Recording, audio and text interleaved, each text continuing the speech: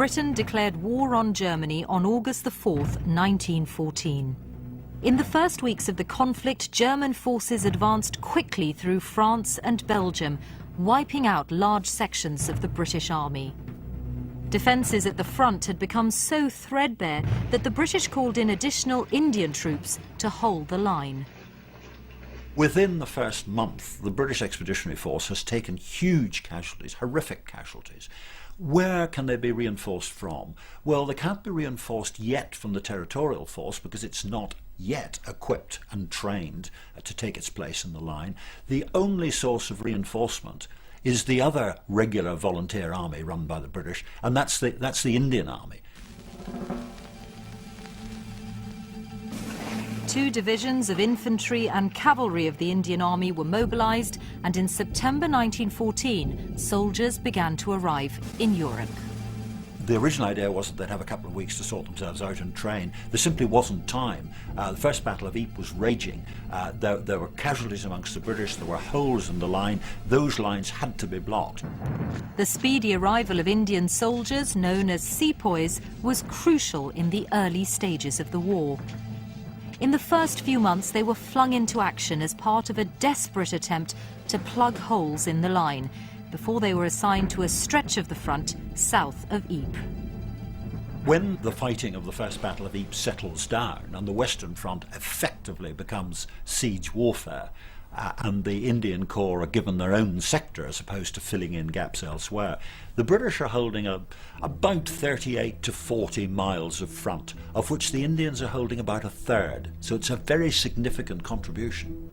Many of these soldiers were drawn from provinces which are now parts of Pakistan, Afghanistan and northwest India.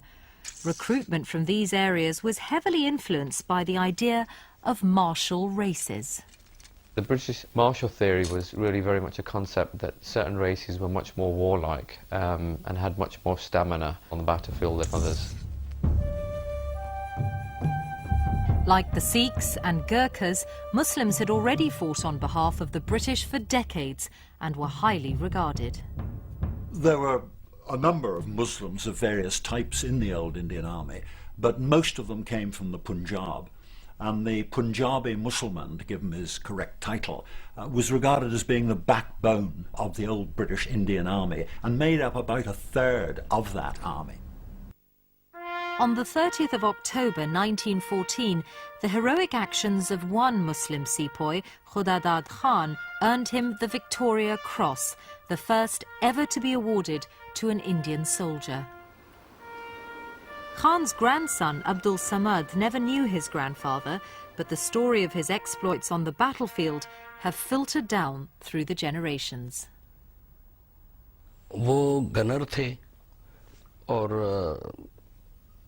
जिस Germans ने इनके जो जितने साथी थे वो जर्मन्स शेलिंग से फौत हो गए थे और इनको भी शेल लगा था, लेकिन ये आखिरी वक्त तक इन्होंने मुकाबला करते रहे उनका जर्मन्स का और उनको रोके रखा ताकि वो ये ना समझे कि इधर सब डेड हो गए हैं और वो फारो मूव कर रहे हैं. Winning honour on the battlefields of France and Belgium raised the standing of soldiers back in India. One fortunate soldier, Abdul Jabbar Khan, was granted leave and returned to a hero's welcome. When I got out of the station, it was filled with people, and rockets were sent up, and a band accompanied me home. On the road, there was a scene just as if a general had arrived. I can hardly find time to write as the house is crowded with people wanting to hear about everything. The Army's very British system of honours might have seemed far removed to men from such a different culture. But earning reputation through personal bravery was already familiar to Muslim troops as part of an ancient code of honour called Izzat. Izzat underpinned many aspects of Muslim life.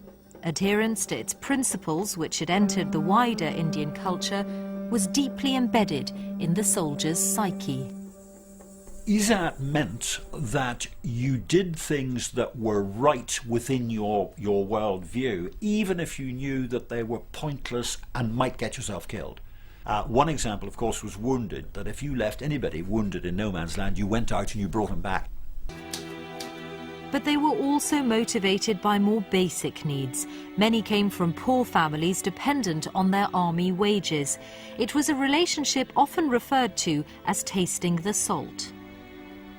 If you had tasted the salt of Britain, what it literally meant was that you had tasted the fruits of being a soldier. You had enjoyed the benefits and prospered from them.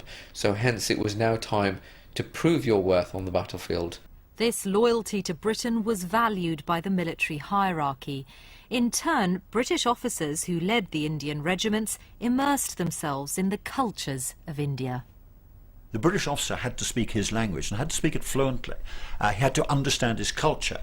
He will eat the same food as the men. So if he was serving with Muslims, forget having bacon and egg for breakfast because they didn't eat pork. He will eat goat, chicken, rice, chapatis and dal. 4 years of combat took its toll. By the end of the war, there had been approximately 8,500 Indian troops that had died. There had been 50,000 that had been wounded, and then more or less a third of these would have been Muslims. But these great losses had not been in vain. If the Indian army hadn't arrived when they did, the Germans might well have broken through. They might well have got to the Channel ports, and the whole history of the war might well have been very different. The Indian contribution was vital.